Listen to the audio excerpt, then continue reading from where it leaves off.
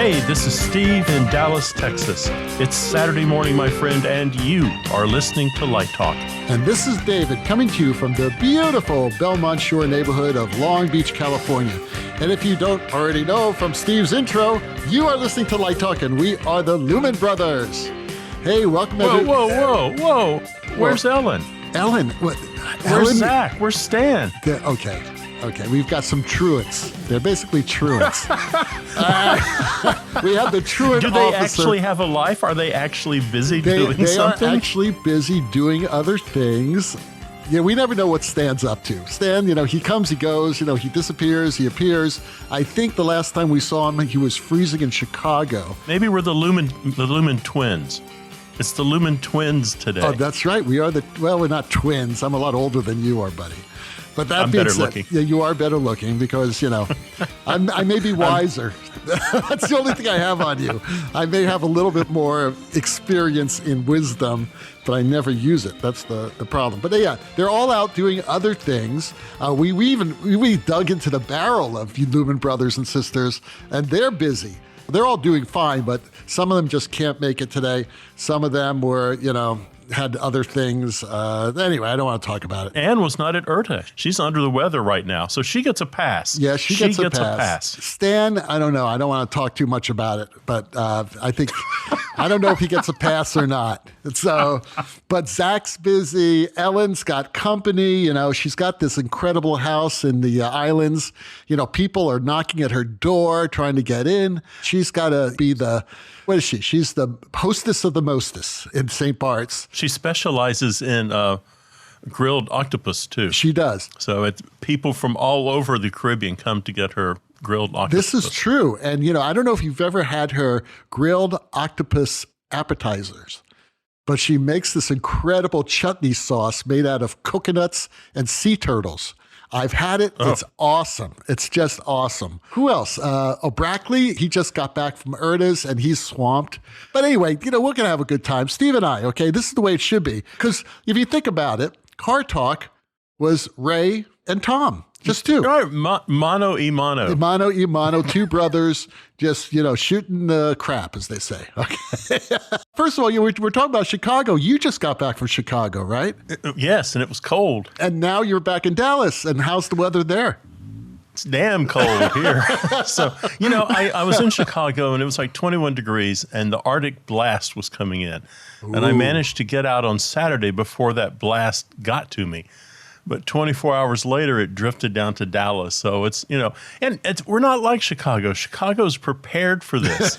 We have, a quarter inch of snow and hell comes to Texas. It's people slipping and sliding and, you take your life in your hands, go into your mailbox. It's unbelievable. I was just watching it on CNN. There was a huge thing there. And I'm watching these cars on Central Expressway, which is I-75, like completely sliding sideways. I said, what are these idiots doing on this street, right, that's completely covered with ice?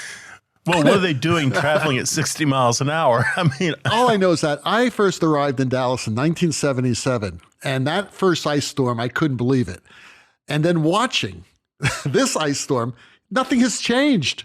That was 1977. What was that, 50 years ago? I know we're trying to open an opera here on Saturday. Forget it. And we have canceled Monday's rehearsal. We have canceled Tuesday's rehearsal. So I'm sure the director is about to freak out. So maybe we'll have a rehearsal tomorrow night because they always take a day off before the show opens to rest their voices. So we could conceivably go all week with no rehearsal and just boom, Saturday, here we are. Yeah, you could. You know what's so crazy though, Steve, is that ever since 1977, like I said, my first year in Dallas, I've been wondering, where's the salt? Normally when you have icy streets, these big trucks come by and they lay down layers of salt, right? So that you don't have icy streets. They do it everywhere. They do it in Colorado, they do it in Detroit, everywhere, New York. But there's no salt. Why are these streets covered with ice? I just don't understand. Because there's no salt. There's no salt. It's a rhetorical question. Is there no salt in Dallas, in Texas? You would think we're not that far from the ocean. We could find some salt. It happens every year. There are ice storms in Texas. I just don't understand. I think when I talk to, you talk to the people in Austin, they'll tell you, well, it doesn't happen very often. So why have salt? Well, it happens often enough. And if you want your city to shut down, I mean, we are shut down today over a quarter of an inch of snow. Now, there's some ice there too, but I mean, come on.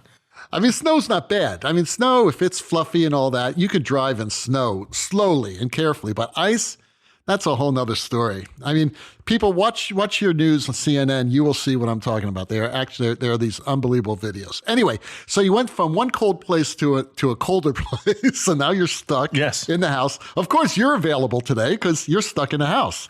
I can't go go anywhere. Awesome. You can't go anywhere. You are there. But let's talk a little bit about Chicago. You were in Chicago last weekend at the URTA auditions. Why don't you give us a quick URTA report? We had 3 days of undergraduates presenting their portfolios there. So there was a nice little turnout. Of course, there was like one TD student and 60 schools were all whining and dining him. 60 schools? How many schools? It was something. I think URTA has up to 60 now. How many lighting students were there? Well, it's interesting you asked that question because URTA did something different this year. They had the in-person interviews, and then they had done a survey, and they had found that there was a lot of support from both faculty and potential candidates to do Zoom interviews. Mm-hmm. So I spent Wednesday, Thursday, and Friday interviewing people in Chicago, and Saturday I have another 14 interviews with lighting design students by Zoom. So I will Zoom those students. So I don't know, it sounds like maybe 30-ish, all in all, probably lighting students. And I don't know that everyone was looking for a lighting designer. So it was interesting. Some people were looking for a large cohort, and some people were there just looking for one student. Mm-hmm. So I'm not sure how desperate people were in regards to seeing a lot of people. There were some very good students there, very good students and strong portfolios in all areas. So I think it's going to be good. Okay, well, I just have a question. It seems to me like it's an enormous waste of money and time to actually fly to Chicago to like frigid cold weather, spend the money, not only the airfare, but staying in a hotel for a few days, and then do in-person interviews where people are sick. COVID has not ended. A lot of our friends have COVID right now. It could be a super spreader. Why would someone want to go to this frigid area, which I love Chicago. Don't get me wrong. I do a lot of shows in Chicago, but I don't understand. We worked very, very hard to make it a COVID-free event. I left on Tuesday and went to an incredibly crowded Dallas airport. Then I flew in an incredibly crowded airplane. I marched around the hotel. Then when I went to the URTA room, I wore a mask. So masks were required at the interviews. But once you left the room, you could take your mask off. So I feel that URTA was the little boy at the dike, just putting their finger in all the many holes, trying to keep it as safe and secure as they could. But, I mean, you're right. It was airfare, four nights in a hotel. It costs a lot to be there. And certainly it costs, at least I'm doing it on the university's time. Right. And well, all how about these the students? The students, of course, are coming up with all this money and trying to figure out how to do it. So I don't know. It's always expensive. Graduate school, interview process, starting your career, it's always expensive. I don't know that there's a good, clean way out of it. I remember when we were there, we used to all hang out in the bars and the restaurants and socialize. We still did. We all took our COVID-infected bodies down to the lobby and sat there and drank until... Yeah, but without masks at that point, right? Of course, you can't drink with a mask on. Right, you cannot drink a dirty martini with a mask on. But there were no masks required at any place, in the museums or anything in Chicago that I could find, other than the event we were attending. It's weird trying to talk to someone with a mask on, too, trying to read their face and their impressions. You can't, and you can't read their lips. And for people who are losing their hearing, it's very difficult to hear people if you're in a room with all these people talking at the same time. Was it still that kind of insanity in the rooms where everyone's talking and then you had 15 minutes and you have to move over to the next person and the next person? Yeah, I think no one's found a good, clean way to do that. It feels like you sit down and people are yelling at you that you have 10 minutes and 5 minutes left and lights are flashing. Let's just get a chime that we have like at the theater and go boing, boing, boing. And when you hear that, it's time to get up and leave. I think an electrical probe, that they press a button, you're shocked, right? The URTA people have a long day there. They're trying to organize, it's all these monkeys and cats in a barrel. They're trying to get the faculty to show up and do things on time. They're trying to explain to the students what to do and to remain calm. It's going to be all right. And there's only 3 or 4 of them running around trying to orchestrate this week-long event. You still have more people to interview, and you're going to do that on Zoom. Are you limited to 15 minutes on Zoom? Yes. Okay. Yeah. It feels much better on Zoom, I have to tell you that. There's no distractions, there's no noise, there's no chairs, there's no laughing, there's no lights flashing. Right. The 15-minute interview on Zoom, to me, feels much longer than the 15-minute interview in the room because of the distractions. You're going to do that on Saturday. Yes. Right? Which is today. That's all day long. In Light Talk time. Light Talk time, it's today. Okay. So I'll be curious, without naming names, after you do these interviews today, if you feel, generally speaking, if the student has an advantage doing face-to-face, in-person versus Zoom. I want you to comment now because you can only speculate. But I'm really curious to find that out, that you could say, some people yes, some people no, or yes, definitely you want to do Zoom and forget about Chicago, or no, you really need to go to Chicago. I think it's much more powerful. That I really want to know. I think that's really going to be interesting. You'll have to ask me next week. I will ask you next week, which will be next Saturday, Light Talk time, but next Tuesday, recording time. So there you go. Light Talk Day. Light Talk Day. Well, we will talk about that on Light Talk Day. I kind of miss it, to tell you the truth. I haven't been there in years because we ended our grad program a few years ago, and I miss being with you and Stan and Brackley and Ann and Mark and all these other people that we know, because that was a lot of fun. Doing the interviews, I must say, be honest, I don't miss. I have a solution to your problem. Retire. No, because as you know, URTA is working very hard to establish undergraduate interviews for design and technology. Mm-hmm. So that could well be on the books for next year. They were trying to launch it this year, but they're retweaking it a little bit. I don't really know all the details, but they realize there's a lot of BFA programs out there that are looking for students. Speaking of URTA, our first question comes from Lost in Chicago. So Lost in Chicago, is she still writes, lost in Chicago? Get on the bus. Not. Get on the subway. Get your butt to Chicago O'Hare Airport. Get out of there. I was unprepared to ask questions about grad school, so I just sat there not saying much. At my follow-up interview, what should we be discussing? You were not alone. And varying people, I think interviewing, you interview for grad school one time. So, but I do think that process of interviewing is difficult if you don't do it very much. So I think what happens is you probably are not lost as much as you thought you were. I mean, it's a 15-minute speed date. So this means you now need to get on the phone and call these people you were talking to and say, I've got some questions I want to ask you. I want to do some follow-up. So now I want to prepare you. So I just picked, half a dozen or so things that wouldn't be a bad idea for you to talk about.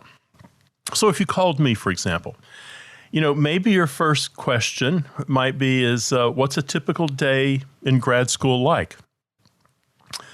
What sort of projects might I be working on? What responsibilities will I have? Can we discuss classes and class load? What sets your university apart from all the other schools? What will my cohort be like? What are your alumni doing? You're trying, these are just a few questions. You're trying to find out what life on campus is going to be like. You're trying to find out, why do I want to study with this person? Who knows? Maybe you're asking questions specifically about the university. What is the male-female breakdown? What is the social life like? Is it a conservative or a liberal school? What part of town is it in? Is it in an urban area or a suburban area? Heck, what's the theater scene like? What's the nightclub scene like? You're trying to find out if you're going to fit in. So I think questions that you would ask anyone. If someone was asking you to move across country to take a job, I think you would probably be asking these questions. And fundamentally, people are asking you to move across country and spend 3 short years in their city. I don't know, David, what can you add to that? These are all good questions, Steve. And you got to remember that when you're talking to the recruiter or the faculty member, whoever's doing it, they're just not interviewing you. You're interviewing them. So when I used to do this and I used to talk to students about my school, I would be very curious on what questions they asked me, because that tells me a lot about the type of student that they may be. First of all, are you curious? If you don't ask any questions, I get a little nervous about that because it's like, have you ever been to Dallas, or have you ever been to Long Beach? Have you been to California? And usually a follow-up interview, and correct me if I'm wrong, Steve, because I don't know the URTA requirements anymore, the laws, but a follow-up interview can be as long as you want. Is that correct, Steve? Absolutely. I mean, really the only kind of guidelines in here is, and I would have to look it up, when URTA closes the interview process, which will be Saturday with some Zoom interviews, I think there's a 5 or 7 day cooling off period before recruiters can make an offer. And then you have roughly 4 weeks to think about that offer. I mean, if you know you want to go, you can accept it the same day you're made. But, some students will have the resources that they're going to want to travel to that school and do a site visit. So URTA tries to slow the process down so you're not jumping at the first offer that's made to you, that you have some time to think about it and talk it over with your partner or your parents. Some schools will help get you onto campus, with some money for airfare or maybe a hotel. Most people expect you to, if you can, to come see what life in, again, Kansas City, New York, Chicago, Maryland, what it's going to be like. But that's really important, that follow-up interview, because I remember that there were times when the student would say something to me or ask me a question or an answer where I would say, I think this person is right for my school, or I would say, I would think this person, it would be better off studying with Brackley or go to Yale or whatever, because there are certain things that certain schools, can offer, and finding the right match is sort of like dating. I'm sure everybody's dated out here, right? You go on Bumble and you see somebody, they look great, they look a little interesting, but you don't just say right away, let's date. You want to get to know them a little better. And you want to find out if you're wasting your time or not, or if they're dangerous or things like that. So I think it's really important to come up with a list of questions, like Steve has said, right? But also find out more about where it is, what's going on, and if it's right for you. I mean, the other thing about this is that you have some responsibilities also. And David kind of danced around it a little bit, but maybe there's no doubt in your mind you want to be a Broadway lighting designer. Maybe the West Coast schools are not the place to go. Maybe you need to go to an East Coast school. You need to be, and by the same token, you want to go into TV and film and entertainment design and rock and roll. Maybe the West Coast schools are better suited to handle that for you. Or so Vegas. That's why it's important. Yeah, or Vegas. That's why you have to understand and do a little research about these schools, because there's a lot of good schools and they're all different, and it's a boutique, I think, or curated. The 3 years you're in graduate school is a curated education. There's no doubt about it. And no one, maybe you want to be into architecture. So you start looking at those 3 or 4 programs that have an architecture component to them. And they're simply going to be probably a little bit better for you than a school that doesn't do that. Now, I'm going to give you a little bit of advice that I used to use when I would apply for jobs myself. I've also served on many search committees for faculty and staff positions. And the candidates who impressed me the most were the candidates who had questions that pertained directly to our program. They did their research, and doing your research and proving that you've done your research by asking appropriate questions will indeed impress the interviewer. That is just a fact. And also, it's something you should be doing anyway. So if you can find certain things about the program and even about the mentors that you are interested in, ask them a question about it, because that will show that you are curious and that you are proactive in doing that type of research, which means the bottom line is that you will be a great student. Okay, Diane in Connecticut asks, I am a young designer just entering the profession, and everyone is talking about the new artificial intelligence programs. Hey, I guess they all listen to our show. The technology is really freaking me out. How can I learn these programs so that I am not left behind? Wow. I'm so glad I'm not a student right now. It's like gone crazy. It's amazing what's happening with AI. It really is. Well, forget AI. I mean, it's 5 consoles. It's 50 different moving lights. It's a couple drafting programs. It is, students just want to, I can see it. Just tell me what I should learn and what I should forget. Wow. You're right. It is a huge technology mountain to climb. It's overwhelming for me as a professional designer now, just dealing with it. On the other hand, a lot of students, people in their late teens and 20s and 30s, and some in their 40s, are used to technology, are used to all this technology. And we are too, because we've been dealing with it a lot. So it's hard for us to relate to it when we were grad students and we were coming in and there were just Licos and Fresnels and Parkans and 2-scene presets and maybe a cheap memory board, early memory board. That was not such a big deal, even though it was exciting. But then when moving lights came on, like Steve says, how do you learn these programs so that you're not left behind?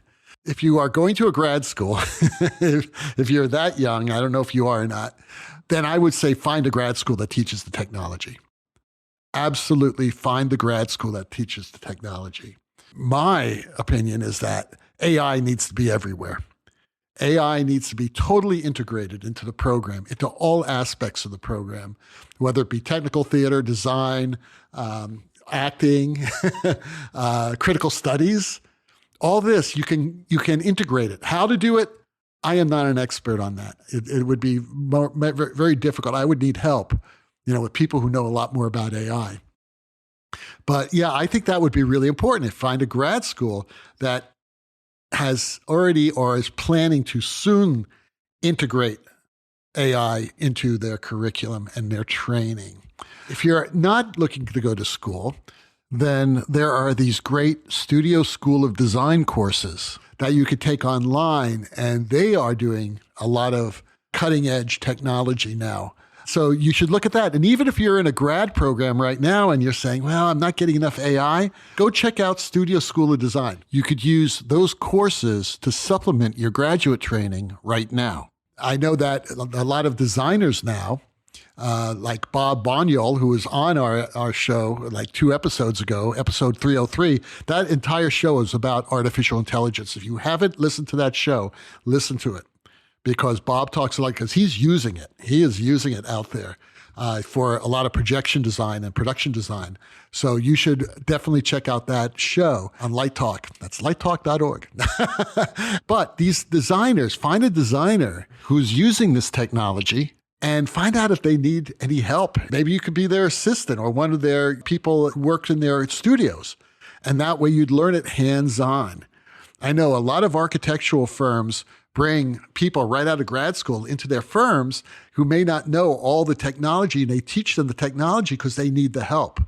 Well, I'm sure that a lot of designers out there right now need the help. So if you are keen and you're smart and you're curious and you're a good worker and you're a good team player, you can get a job doing this and learn it. I don't know. And Steve, do you have any other suggestions on how these people can learn how to use AI in stage design?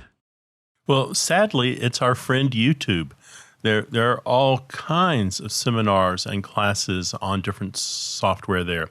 I think where we are with AI is where we were with moving lights in the late 80s. It's going to take a while for universities to catch up. So it's easy to say, let's integrate it into everything we do. And then the rubber hits the road when they have to start spending money and developing the classes with more than just, let's all do it. I give it, I'm going to say 20 years. It took about 20 years, it feels like, for moving lights to be integrated into universities. And I suspect AI technology will take about the same. Wow. I don't know, Steve. If it's going to take that long, I think universities are going to be shutting down. Now, I'm talking about across every classroom, not the specialized fields that are jumping into it right now. I really think that university leadership needs to get on the ball right away just to figure out what the hell they're going to do with writing assessments. Because there's a program out there right now, ChatGPT, that could write essays of the quality of a third-year grad student. And it's untraceable. Every single composition is original. It's untraceable. So all a student has to do is type in the prompt, say I wanted a 500-word essay on this subject with these discussion points, with critical analysis on A, B, and C, written in the style of a third-year graduate student from California. I think that's a novelty. I think it will quickly advance beyond that. It's not just simply how can I cheat on my Romeo and Juliet paper. So this is I think this is such a minor thing that'll be left in the dust. I think, though, writing assessment is going to have to change. But you're right, Steve, because it's going to reach a point where it's going to be used as a practical tool to help creativity. Right. I honestly believe that. I just saying that right now, the universities, at least my university, is not offering assistance on this. And they need to be helping the professors just to catch up. So getting back to the point, I really think that's important that if that's the technology you want to learn, then you need to go somewhere that'll teach you that. All right. Well, you are listening to Light Talk, and today Light Talk is sponsored by Pet Sweat of Japan. Do you find yourself bored in the bathroom, adrift, as it were, with nothing to do but wait? From across the mighty Pacific, Pet Sweat of Japan has done it again with origami toilet paper. That's right. Next time you forgot that magazine, it will not be a problem with our origami potty paper. You can spend hours learning new and interesting origami techniques, all from the roll of your toilet paper. Easy to follow step-by-step diagrams on each piece. Just imagine, you can make an origami luster 3, a CM Lodestar motor, even a VL1600, all from your personal roll of Pet Sweat origami potty paper. Want to know the best part? All of your failures can still be put to good use. Think it can't get any better? Just wait. Sometimes your tummy says, watch out, man at work. For those times, the times you know you might not make it, you should be wearing Pet Sweat disposable underwear, perfect for the busy uprigger. It comes with a handy 5-pack no larger than a bar of soap. Remember, who needs a stinking bidet when you have Pet Sweat of Japan on your side, shipping now for the Super Bowl halftime show? I would think by halftime it had already been used. I just want to say, full disclosure, I was like shocked and awed at the same time. I was in one of our local Japanese like dollar stores, and there was like there's like 3 rolled up about the size of a walnut each disposable underwear. Who buys this? Who buys this? Is this like business people throwing it in their luggage? Who buys disposable adult underwear? And how do you dispose of it? That's always the question. I don't want to get there. I don't want to think about that. I don't want to get there. I don't want to go there. Well, I do have a question about this origami thing. How can you fold up toilet paper? Because it seems like, you want toilet paper to be soft and absorbent. So it's made in this very soft tissue paper that really doesn't fold very well. That's not true in Japan. I think the thing about Japan is we say Texas is a whole nother country, but really Japan is a whole nother country. I did some research into this, and you can buy 2 types of tissue paper. You can buy soft tissue paper, which you are describing and which I suspect most of us use. And you can also buy firm, rigid toilet paper. And I don't want to go there either. That's the type of toilet paper they used at my old high school.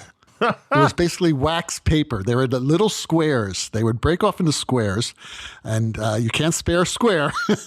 and they were like covered in wax. They were like wax paper.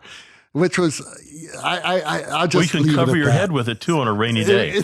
Yes, then you can use it for origami, but for toilet paper, it's anyway. And now back to Light Talk. Well, the sound of those rabid monkeys prancing about the studio tells us that once again it's time for Let's Talk About. And today's Let's Talk About is all about playing the game. And what game would that be? It's the game of love, love, love. It's the game. That's an old song. Okay, well, this actually comes from an email from one of our listeners. Her name is Deborah. She lives in Wisconsin, and she writes, "Everyone tells me that I need to be more sociable, but I am a private person. How do you get ahead of developing your career when you are not interested in, quote, playing the game, unquote?" Well, playing the game. Theater is a very sociable art form. That's what we do. A group of people get together, we create, we collaborate, we believe in synergy, it happens, and everybody gets really excited about it. We feel really great about the work. And a big part of that is being sociable. Now, in the old days, there were some people who took advantage of other people in this profession. Some of us have personal stories about it. We know personally that may have happened to us. We know people who it happened to. Now, a lot of people did this and probably still do, but you don't have to do it. You never want to do anything that is against your own personal morals. And that means doing a show that you don't feel really strong about, or that offends you, or you think will offend other people or hurt other people. You certainly don't want to do anything that is unprofessional and unethical. Like, I don't know, cheat someone out of a show or lie or badmouth other people just to get a job, just to get ahead. Totally uncool. That is something that, yes, you should never do that because you're going to feel like a jerk if you do something like that, and you may regret it for the rest of your life. But sometimes, some people are tempted to do things that would make them feel bad about themselves. Or have other people say, well, of course, this guy got the job because he did this or she did that, and he shouldn't have done it. So everybody's reading between the lines here, I'm sure. But it could be that you would do things that you would never even consider doing. So that could be playing the game. But I think that playing the game is just being sociable. Going out with people after the rehearsal, You don't have to drink. If you don't drink alcohol, you could just drink, club soda, which is my favorite drink right now, and dirty martinis. Not mixed together. The dirty martini is totally different from a club soda. And of course, the Aperol Spritz is always a good choice. But that being said, you don't have to do any of that. You just have to, or should, be a part of the team. And that's being part of the team. You don't have to do something that's immoral. You don't have to do that. And if someone expects you to do that, then the way I look at it is you shouldn't be working with that person. You got to have your dignity. A Broadway show is not that important. Okay, everybody thinks I'm crazy now, but it's true. It really isn't. So that type of game is not a game I'm a part of. I will not play that game. But if you're sociable, and this is the truth, because I know a lot of people, a lot of our colleagues, a lot of our brothers and sisters are a lot younger, and they're very successful. People like Zach and Driscoll and Ann. These are people who made it without having to do that. So you can do that. They're all sociable people. They're all a blast to be with. They're great. That to me is not necessarily playing a game, but it's just being a theater person. What do you think, Steve? Well, I think it comes back to what are you losing to win? It's the same thing with, how much money do you have to be happy? At some point, happiness and success and feeling good about yourself and having a life outside the theater, you just want to avoid the kind of freak show of bottom dwellers that expect some kind of compromise. I know you're working a club date, and someone says, we're paying you X, but if you want to keep the job, I get 10% back. And you think, I'm a programmer, I'm in college, and I need this, and what is it? It's only 10% of my salary being kicked back every week to keep my job. There are other jobs. They're just other jobs. So I think once you, let yourself be compromised, the next time it's a little easier than the next time it's a little easier than that. I mean, the first time it's going to be hard just to say, screw off. But you need to learn to say that and, maintain your dignity and, it's people, good producers, good directors are looking for people with talent and integrity. And so there's no games being played there. And those are, and you'll recognize it. I think the more successful someone is, producer, director, the more generous they are and the more honest, actually, they are. I think it's the mid-level, low-level people trying to climb some make-believe ladder that has ruined it for some people. Because those people, their talent doesn't measure up. So they figure that they need to do this to compensate. They're almost a caricature of what a real director or producer or designer is. Right. If you feel you have to do this to get ahead, maybe you ought to look at your own work and how you work, because you don't have to do it. If you're, it's something that Paul Kern used to tell me. I used to thank Paul a lot of times for hiring me because, the guy, he changed my career. It was amazing. And you know what Paul would always say? He said, David, you never have to thank me. He said, you earned this because you're good. Your talent is why I hire you. That meant a lot to me. It still does to this day. But I'm just saying is that if you feel that you need to compromise yourself just to get ahead because your talent is not going to do it, then that's a problem. That's a real, real big problem. And like we both said, you just don't need to be working with those people. You don't need to be working with people who expect that from you. So I guess that's playing the game, Anyway, Steve has the last question of the day. It's Angela, living in Annapolis. She writes, do you have show nightmares? This is really a timely question. Oh my God! I had a nightmare last night about Cyndi Lauper, and I was trying trying to do her show, and we had catastrophic failure, and I mean it was just, what is going on? I mean, maybe I shouldn't have had that hot dog at 11 o'clock at night. I mean, Never eat a hot dog. Show nightmares all the time. I mean,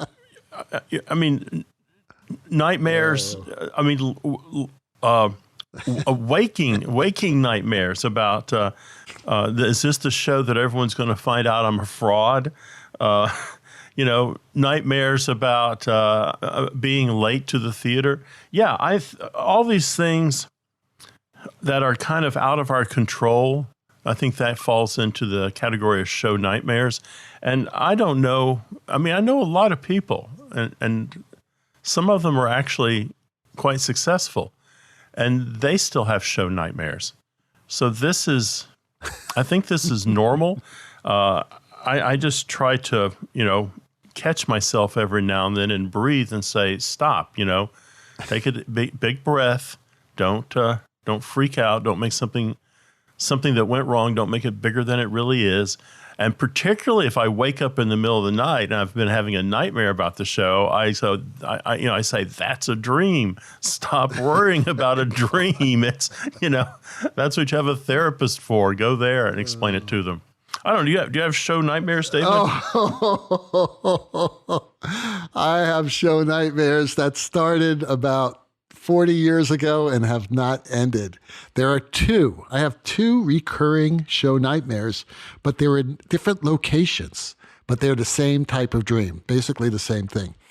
One of the dreams is I'm in some foreign country somewhere doing a show, and it's time to leave. It's, the show's opened and it's time to go to the airport.